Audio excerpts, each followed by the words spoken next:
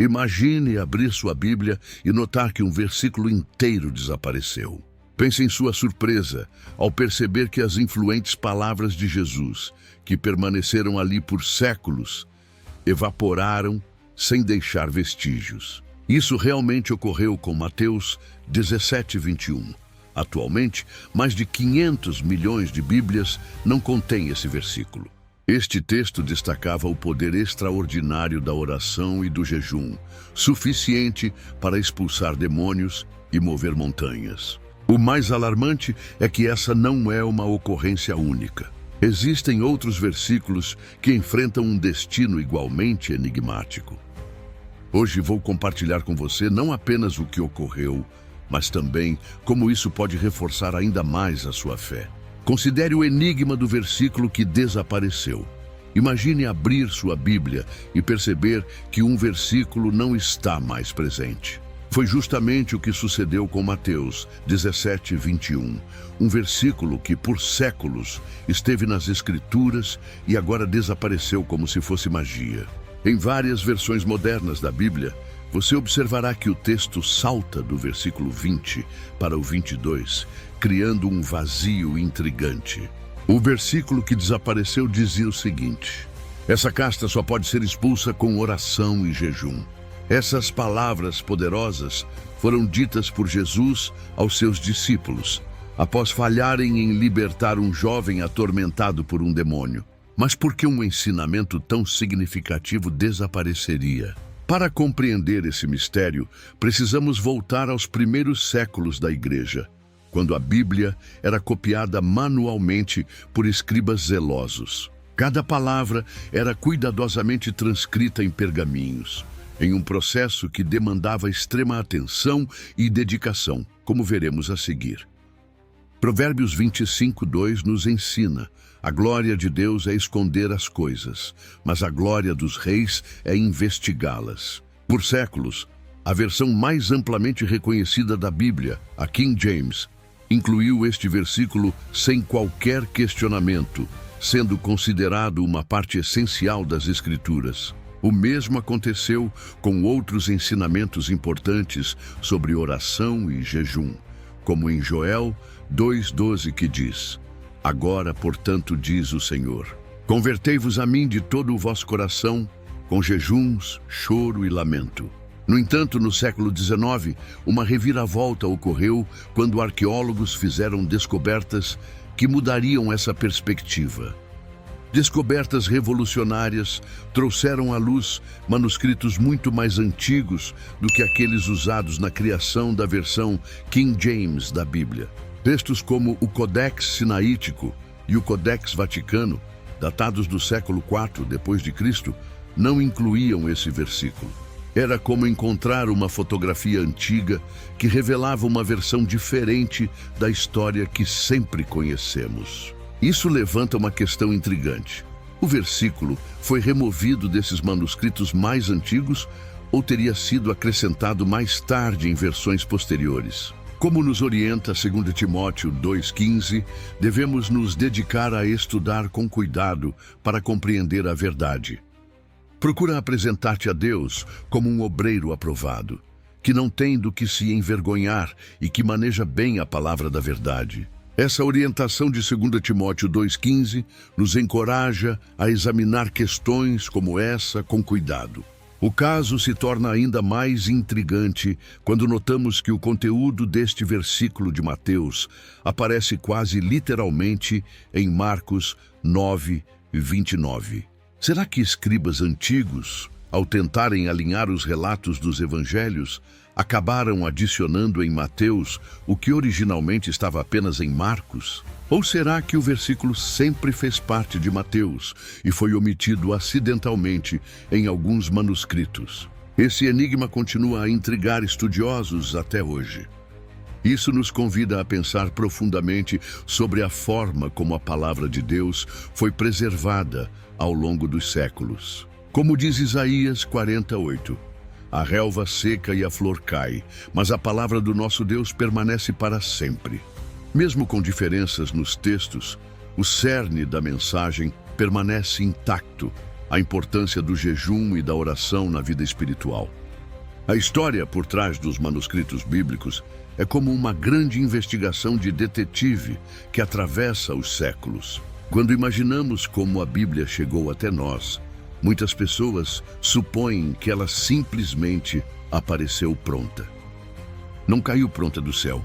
A realidade é ainda mais fascinante. Nos primeiros séculos da Igreja, não existiam prensas de impressão ou computadores. Cada cópia da Bíblia era feita à mão, palavra por palavra, letra por letra. Pense na dedicação envolvida. Os escribas eram verdadeiros artesãos, dedicando suas vidas à transcrição das Escrituras com extrema precisão, conforme nos lembra Deuteronômio 4:2. Nada acrescenteis à palavra que vos mando, nem dela tireis. Esses manuscritos eram produzidos em materiais como pergaminho, feito a partir de peles de animais, e papiro, um antecessor do papel. Esse material rudimentar, feito a partir de plantas, era altamente valioso. Um único manuscrito completo podia levar anos para ser concluído. Como diz o Salmo 119:72. Para mim, vale mais a lei que sai da tua boca do que milhares de peças de ouro ou prata. Onde foi nesse cenário que começaram a surgir as primeiras diferenças textuais. Imagine um escriba trabalhando à luz de velas, copiando cada palavra com extremo cuidado. Às vezes, ele escrevia comentários nas margens para esclarecer passagens difíceis. Com o passar do tempo, alguns desses comentários foram incorporados ao texto principal por outros copistas, que acreditavam se tratar do conteúdo original. A grande reviravolta nessa história ocorreu graças a descobertas arqueológicas surpreendentes. Em 1844, o estudioso Konstantin von Tischendorf encontrou o Codex Sinaítico em um mosteiro do Monte Sinai, como se tivesse desenterrado um tesouro perdido. Esse manuscrito, junto com o Códex Vaticano, funciona como uma espécie de fotografia antiga do texto bíblico, mostrando como ele era no século IV d.C. Essas descobertas transformaram completamente nossa compreensão do texto sagrado. Como diz Provérbios 2:4-5, se a buscares como a prata e a procurares como a tesouros escondidos, então entenderás o temor do Senhor e descobrirás o conhecimento de Deus. A situação de Mateus 17:21 chama a atenção, porque esse versículo aparece em manuscritos mais recentes, mas não nos mais antigos que possuímos, quase como se fossem diferentes edições de um mesmo livro. Em algumas, há informações adicionais que não constam em outras. Porém, o mais extraordinário é que, mesmo com essas pequenas diferenças, o coração da mensagem bíblica permanece imutável. Isaías 48 reforça: seca-se a erva e cai a sua flor, mas a palavra do nosso Deus permanece para sempre. O poder. Vamos refletir sobre algo que toca profundamente o coração de cada cristão: o poder transformador da oração e do jejum. Em Mateus 17:21, mesmo sendo um versículo alvo de discussão, percebemos uma verdade marcante que se repete ao longo de toda a Bíblia. A cena começa quando os discípulos se deparam com uma situação desconcertante. Tentaram libertar um jovem possuído por um espírito maligno, mas não tiveram sucesso. Imagine a frustração deles, já que em outras ocasiões haviam conseguido expulsar demônios. Por que desta vez foi diferente?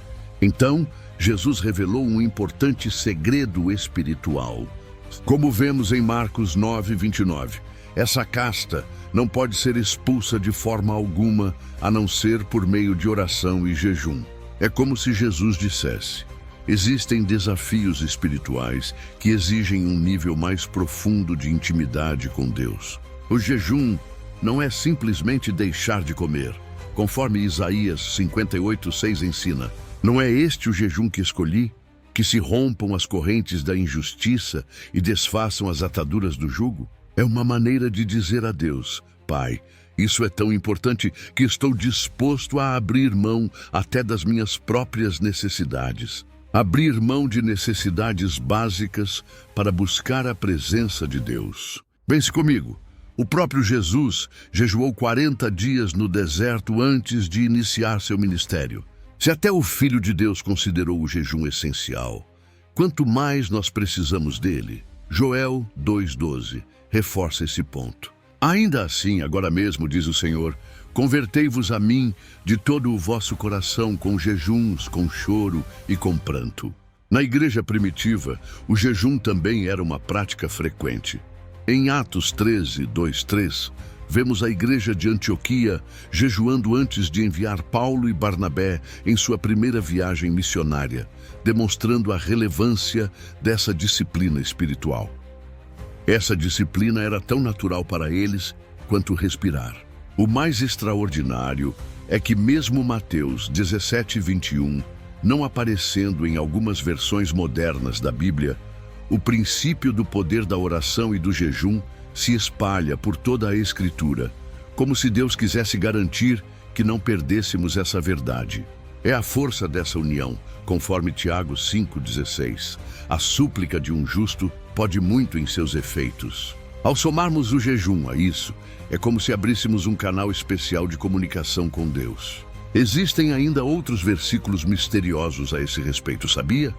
Já teve aquela sensação de que há algo a mais por trás da história? Então, saiba que Mateus 17:21 não está sozinho nesse enigma. Há outros versículos que compartilham uma trajetória parecida.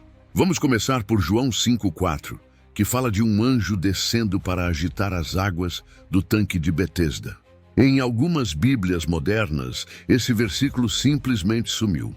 Como vemos em João 5:3-5, o texto salta do versículo 3 direto para o 5.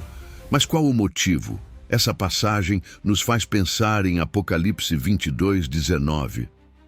Se alguém retirar qualquer palavra deste livro profético, Deus retirará sua parte da árvore da vida. E há ainda mais exemplos. Em Marcos 16, 9 e 20, vemos uma passagem inteira que alguns estudiosos questionam. É aquele trecho em que Jesus aparece para Maria Madalena e depois dá as últimas instruções aos discípulos. Em algumas Bíblias, você encontrará colchetes ou notas de rodapé, informando que esses versículos não surgem nos manuscritos mais antigos. Atos 8:37 é outro caso interessante. Trata-se do versículo em que o eunuco etíope professa sua fé antes de ser batizado por Filipe, conforme lemos em Atos 8:36. Enquanto seguiam viagem, chegaram a um lugar onde havia água. Então o eunuco disse: aqui há água, o que me impede de ser batizado? Mas o que tudo isso quer dizer para a nossa fé? Como ensina 2 Timóteo 3:16-17, toda a Escritura é inspirada por Deus e útil para o ensino, para a repreensão, para a correção e para a instrução na justiça, para que o homem de Deus seja apto e plenamente preparado para toda boa obra. É essencial entender que essas variações de texto não abalam a mensagem central do Evangelho.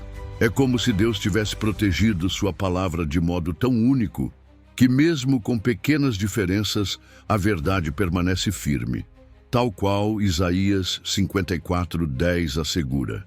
Porque os montes se retirarão e as colinas serão removidas, mas o meu amor fiel não se desviará de ti.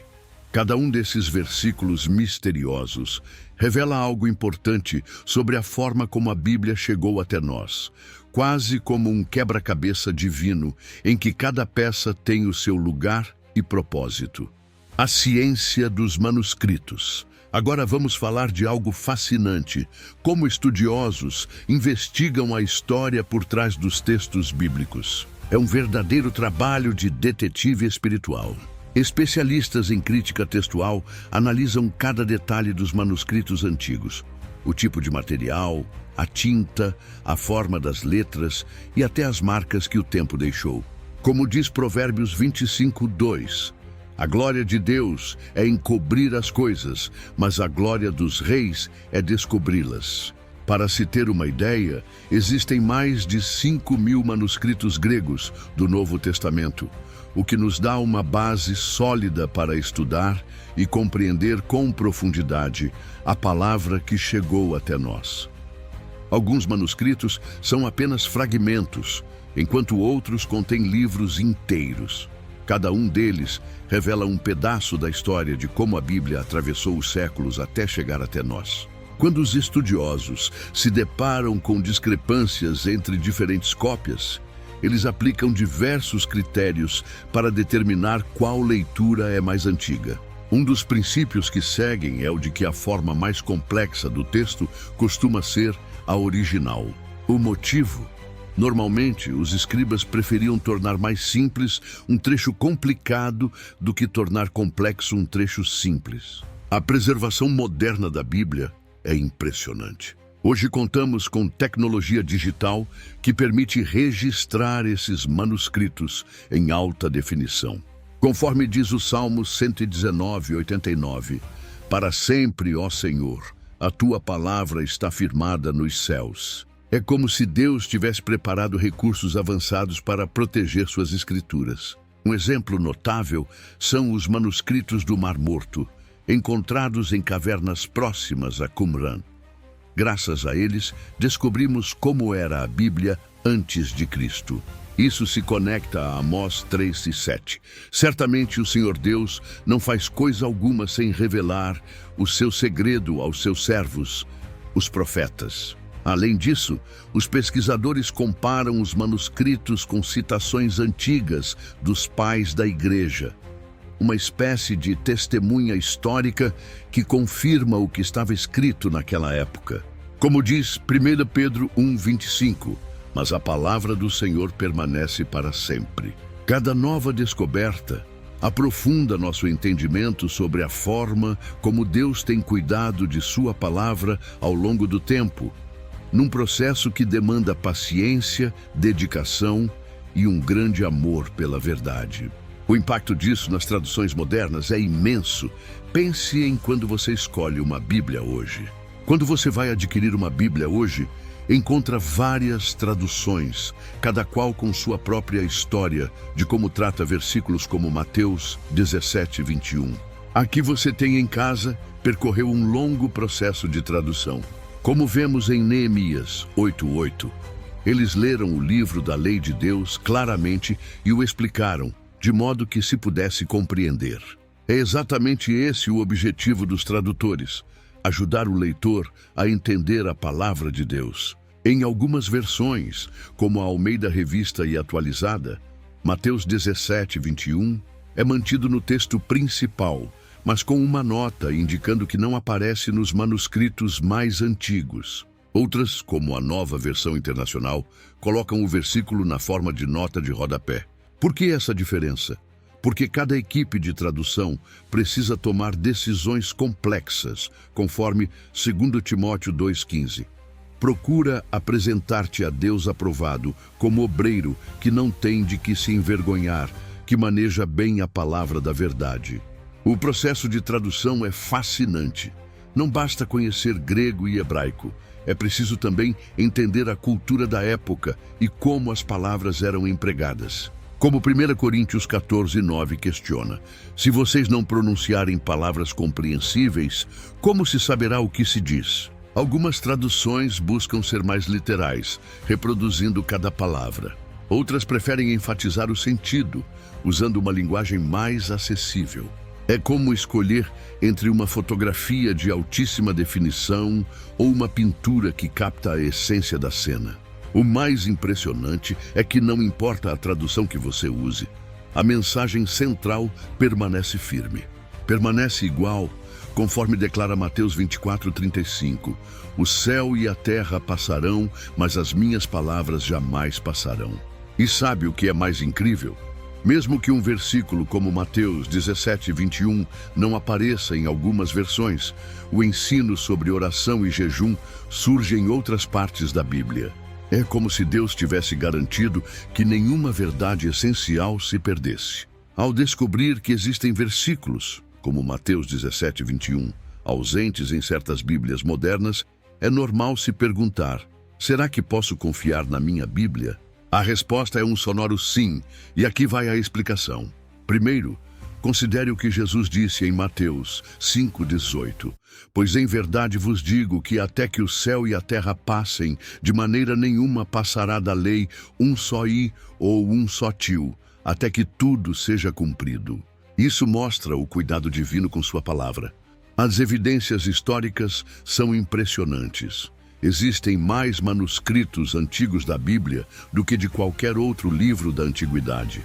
Enquanto outros textos históricos costumam ter dezenas ou centenas de cópias, o Novo Testamento conta com mais de 5.000 manuscritos em grego.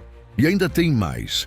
Ao comparar esses manuscritos, descobrimos que 99% das diferenças são detalhes mínimos, como grafia ou ordem das palavras. Como diz o Salmo 119, 160, a soma da tua palavra é a verdade. As descobertas arqueológicas também reforçam a Bíblia, pois lugares, pessoas e acontecimentos mencionados ali são encontrados exatamente onde a palavra diz que estariam. Em Lucas 19:40 lemos: se estes se calarem, as próprias pedras clamarão. O mais extraordinário é que nenhuma doutrina essencial da fé cristã foi comprometida por causa dessas variações. O plano de salvação, o amor de Deus, a divindade de Jesus, tudo permanece intacto. A Bíblia funciona como um grande quebra-cabeça divino, em que cada peça se encaixa perfeitamente. Como diz 2 Pedro 1, 20 e 21, sabendo primeiramente isto, que nenhuma profecia da Escritura provém de particular elucidação, pois nenhuma profecia jamais foi dada por vontade humana, mas homens falaram da parte de Deus, conduzidos pelo Espírito Santo. O serviço realizado pelos escribas era muito especial. Imagine que cada letra da Bíblia que você tem hoje passou pelas mãos de quem dedicou a vida a copiar as Escrituras com extremo zelo. Eles não eram meros copistas, viam seu ofício como algo sagrado. Em Deuteronômio 31, 24, lemos: tendo Moisés acabado de escrever as palavras desta lei num livro, e é nessa mesma postura que eles se colocavam, como verdadeiros guardiões da palavra de Deus. Antes de escrever o nome de Deus, por exemplo, esses copistas seguiam rituais bem específicos, tomavam banho, trocavam de roupa, faziam contagens de cada página e verificavam cada letra. Se encontrassem um deslize, a página inteira precisava ser reescrita.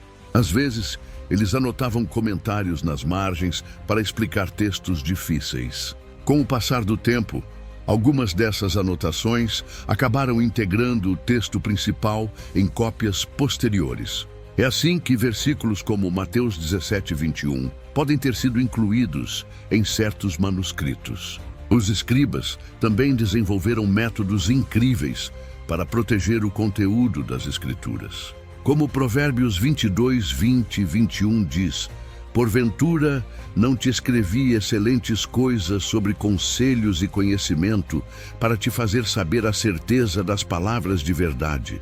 Eles contavam cada letra, cada palavra e até marcavam o termo que ficava exatamente no meio de cada livro. Se a soma final não conferisse, refaziam tudo desde o início. E o mais espantoso é que, mesmo com esse zelo humano, podemos ver a mão de Deus preservando sua palavra, conforme Isaías 48. A relva seca e a flor cai, mas a palavra do nosso Deus permanece para sempre. Em alguns momentos, Deus usa acontecimentos como o de Mateus 17, 21 para nos ensinar lições ainda mais profundas. Pense, esse versículo fala sobre o poder da oração e do jejum. Mesmo que não conste em todas as traduções, esse princípio se espalha por toda a Bíblia. Como o próprio Jesus disse em Mateus 6,16, quando jejuardes, não mostreis um semblante triste como os hipócritas. Ele não disse se jejuardes, mas sim quando jejuardes. A história desse versículo também nos ensina a humildade. Provérbios 3:5 lembra: confia no Senhor de todo o teu coração e não te apoies em teu próprio entendimento. Até os estudiosos mais capacitados reconhecem que existem coisas que não podemos afirmar com certeza absoluta. Mas sabe o que é mais impressionante? Mesmo com essas pequenas diferenças entre os manuscritos, a mensagem central do Evangelho continua firme, como se Deus dissesse: veja como preservei minha palavra ao longo das eras. Isso significa que podemos confiar plenamente na Bíblia que temos em casa. 2 Timóteo 3,16 declara: toda a Escritura é inspirada por Deus e útil para o ensino, para a repreensão, para a correção, para a educação na justiça. E a mais, essa história toda nos lembra que a palavra de Deus é viva e eficaz, conforme Hebreus 4,12. A palavra de Deus é viva e poderosa, e mais penetrante do que qualquer espada de 2 gumes. Então, se ao ler sua Bíblia, você se deparar com uma nota de rodapé sobre algum versículo, não se preocupe. Isso mostra o quanto Deus atuou na preservação do texto através dos séculos. Chegamos ao fim de uma jornada incrível por manuscritos, mistérios e maravilhas da Palavra de Deus. É fascinante conhecer a história de Mateus 17:21, não é? Tudo o que vimos aponta para uma verdade grandiosa.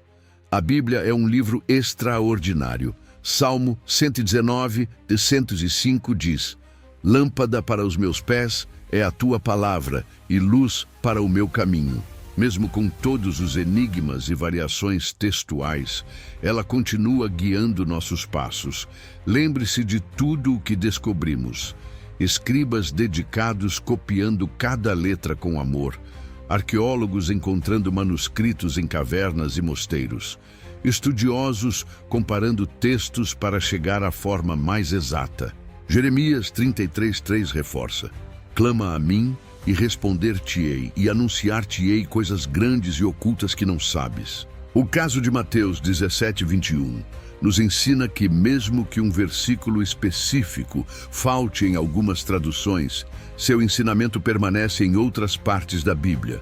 É como se o próprio Deus tivesse garantido que nada realmente importante se perdesse. No fim das contas, o que realmente importa é praticarmos essas verdades. Tiago 1:22 nos desafia: sejam praticantes da palavra e não apenas ouvintes. Se este conteúdo edificou você, não se esqueça de curtir, se inscrever no canal e compartilhar com quem possa se beneficiar.